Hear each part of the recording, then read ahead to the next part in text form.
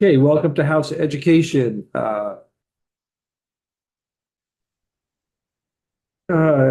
April 21st, something like that.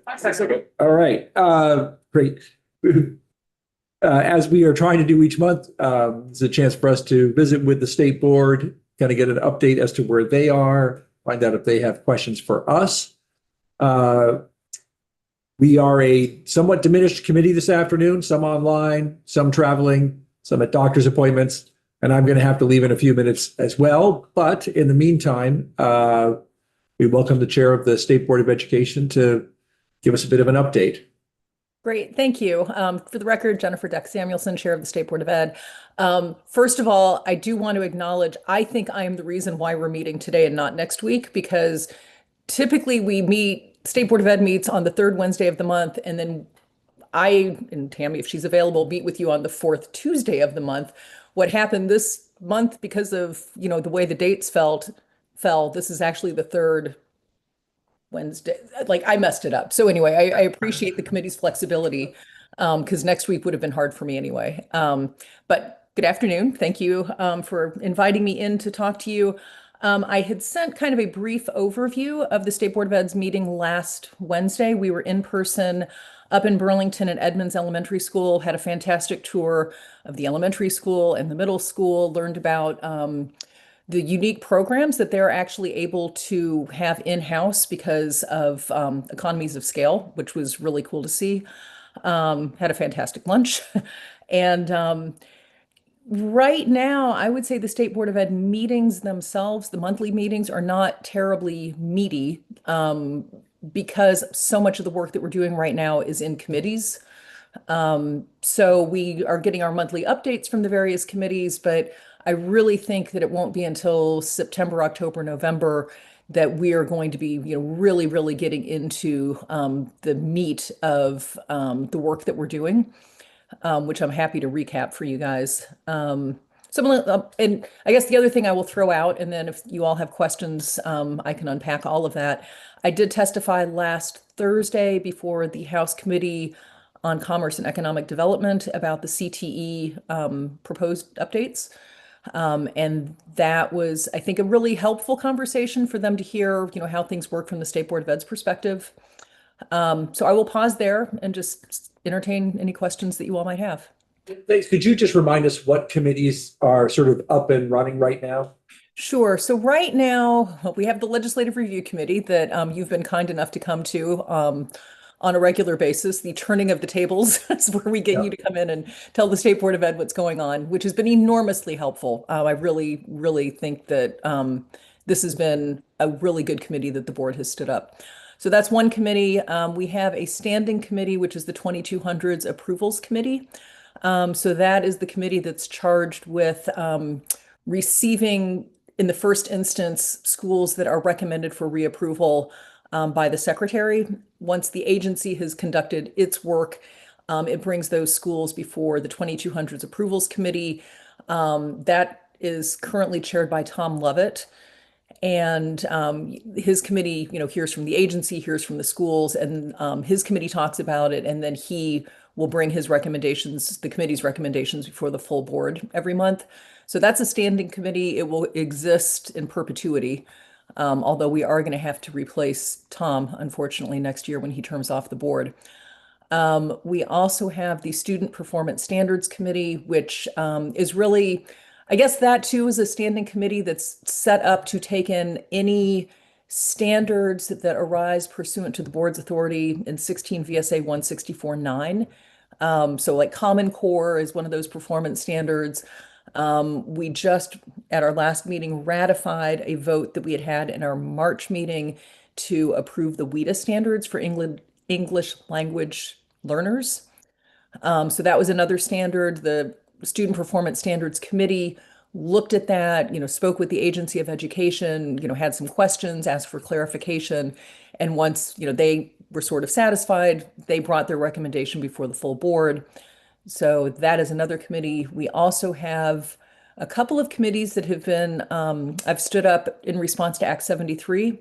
So we have the class size minimums committee, which will implicate both EQS and 2200.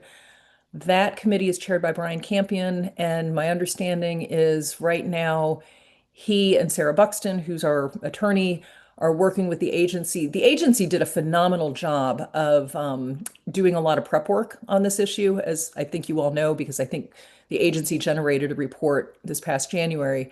So we're trying to understand with whom did the agency consult when they were making these recommendations? Are there any gaps and, entities or people that need to be consulted before the board makes its overlay of recommendations and really sort of untangles. Untangle is probably not the right word.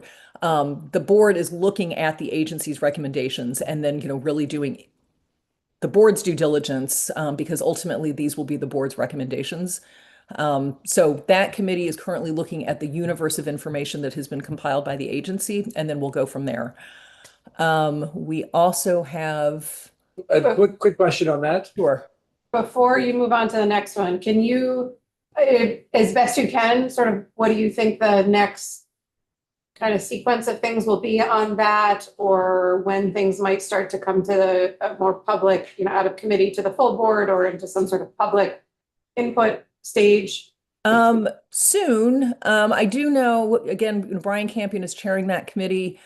He had some prior scheduling issues that have delayed, the committee actively working on this, but I think they have a lot of homework in terms of reading the materials from the agency.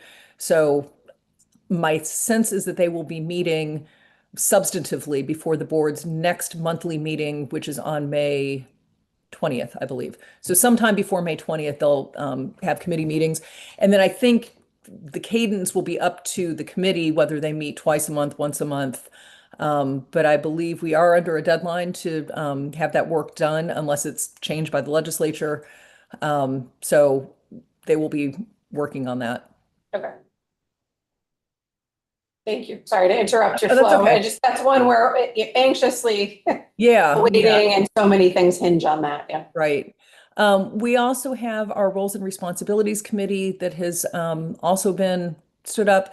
That too is underwritten by Act 73 because, as you may recall, the board did get funding to hire an attorney. So where we are right now with that is Sarah Buxton is going through not just 16 VSA 164, 165, and 166, but really the full body of the universe of education law in Vermont, and really trying to understand what's delegated to the agency, what's delegated to the board. And I do know that just over time, things have been sort of added on and added on and added on in statute, and not necessarily there are places where there lacks internal consistency. So she's kind of flagging those areas, and then once she's done, and this really is a comprehensive review that she's doing for us. Once she's done with that review, then the Roles and Responsibilities Committee again is going to start meeting and looking at her recommendations and having discussions about that, and ultimately coming up with what we feel is appropriate. And then I think we have a December 1st deadline of this year to come back to the General Assembly with our recommendations. So again, this is work that I think is really going to be in committee through the summer, and then probably in the fall you'll start seeing more full board discussions on these issues. And the last committee, if I'm not forgetting anything, we do have a Career Tech Rule Update Committee that I actually stood up last year. And frankly, tried to, this was before the State Board of Ed was given money to have counsel on retainer. So last year, there was a modest amount that was in our budget. I tried to seek approval to put this out to bid, and the response that I got back was, no, you don't have enough money. So we have a committee, and presumably, if we were to embark on this work now, we would have Sarah, already on retainer to help us. The one issue there, and this is an issue that I raised before House Commerce last week, is the money that we've received to hire Sarah really is earmarked to Act 73. So if she's being asked, or if the board is being asked to do more than that, there would need to be funding behind it. So for instance, if we are asked to update the CTE rules, we would need funding from the legislature to be able to have Sarah assist us with that work. So I just want to put that out there because the money that we've received has been enormously helpful. I hope it will continue.